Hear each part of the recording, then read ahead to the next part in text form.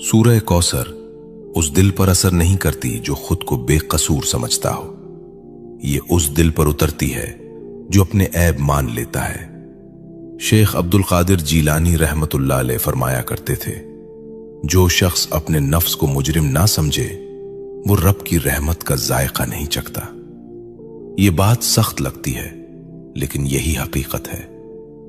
ہم رزق کی کمی کا شکوہ کرتے ہیں لیکن حرام سے بچنے کی فکر نہیں کرتے۔ ہم عزت مانگتے ہیں لیکن تکبر چھوڑنے کو تیار نہیں ہوتے۔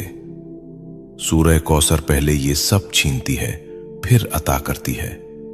جب تم یہ سورہ پڑھتے ہو اور دل میں یہ نیت کرتے ہو کہ یا اللہ، جو تو نے روکا وہ بھی میری بھلائی کے لیے تھا، اور جو تو دے گا وہ بھی تیرے علم سے ہوگا، تو سمجھ لو کہ تم کوثر کے راستے پر آ گئے۔ اب ایک اور نقطہ سن لو، یہ نقطہ بہت کم بتایا جاتا ہے۔ سورہ کوثر خاموش عمل مانگتی ہے، شور مچانے والا عمل نہیں۔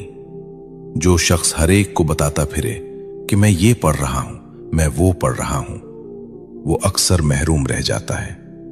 اور جو شخص خاموشی میں صرف اللہ کو گواہ بنا لیتا ہے، اللہ اسے خود ظاہر کر دیتا ہے۔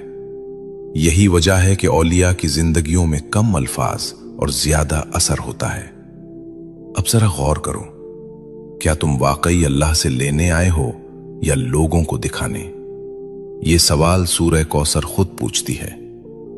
اب ہم اس حصے کے آخری موڑ پر ہیں، اور یہاں میں ایک پردہ ذرا سا اٹھاؤں گا لیکن مکمل نہیں۔ وہ پردہ یہ ہے کہ سورہ کوثر صرف ضرورت کے وقت نہیں بلکہ شکر کے وقت لی پڑھی جائے۔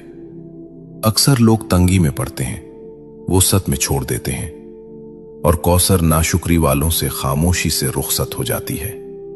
جو وسعت میں بھی سورہ کوثر کو تھامے رکھے، اللہ اس کی تنگی کبھی لمبی نہیں ہونے دیتا۔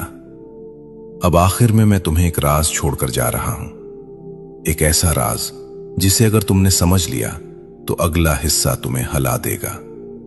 وہ راز یہ ہے، سورہ کوثر الفاظ سے نہیں حالت سے کام کرتی ہے۔ اور وہ حالت کون سی ہے؟ وہ لمحہ کب آتا ہے؟ وہ وقت کون سا ہے؟ یہ میں اگلے حصے میں کھولوں گا، لیکن شرط یہی ہے کہ تم سننے والے نہیں، قبول کرنے والے بنو، کیونکہ کوثر ہر سننے والے کو نہیں، صرف مان لینے والے کو ملتی ہے۔